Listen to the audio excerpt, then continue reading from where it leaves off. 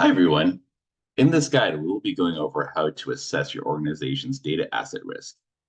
A data asset is any entity composed of data, whether it be a text file, a database, accounting system, spreadsheet, or many other items stored locally or in the cloud. Assessing the risk of these assets is a key step in developing a robust data security plan, as you need to understand where risk lies before developing a plan to mitigate it. Our team has developed an easy to use template to help guide you forward in both developing a data inventory and assessing the risk against each asset within it. Peruse the Read First tab to get a better understanding of what the template contains before proceeding. So when completing the template, start with the Data Asset Inventory tab.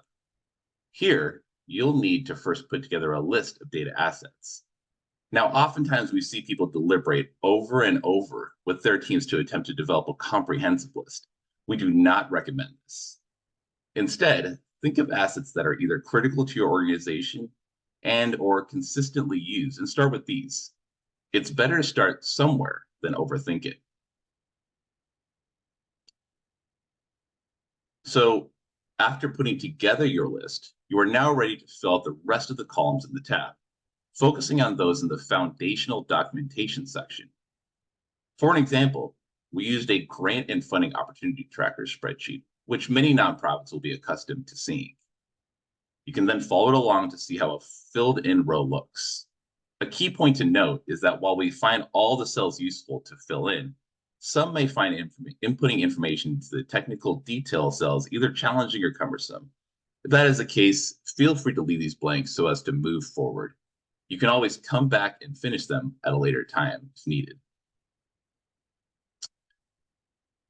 Now, after completing the information for all the assets in the Data Asset Inventory tab, it is now time to move to the Risk Rating tab.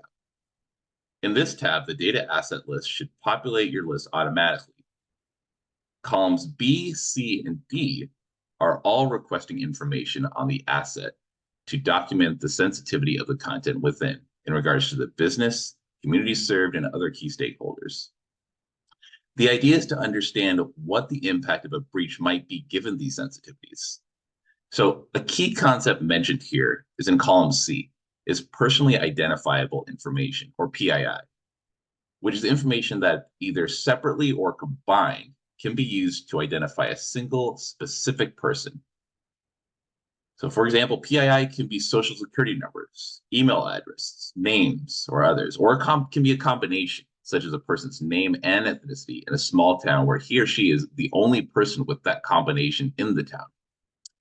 PII is very sensitive information and often connected with the idea of personal data privacy.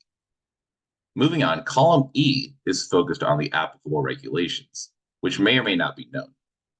If they are not known at the time, leave blank and continue on. You can see the example using the grant and funding opportunity tracker data asset continued on here.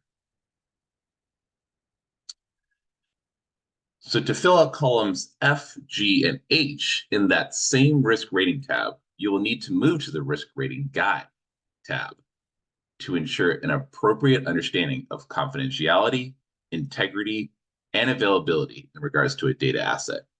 As you might expect, the loss of confidentiality, integrity, or availability is a real problem, particularly if the asset is accessed by a malevolent actor causing harm or disruption.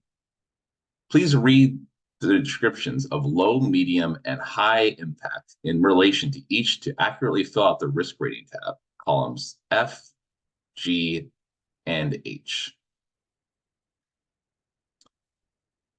So once those assessments are completed, the impact resulting in a loss of confidentiality, loss of integrity, and loss of availability, the highest of the three will automatically be used to populate the overall risk rating column. This information showcasing data assets at a potentially high risk can then be used when considering the appropriate data security plan. We hope this guide has been useful for you.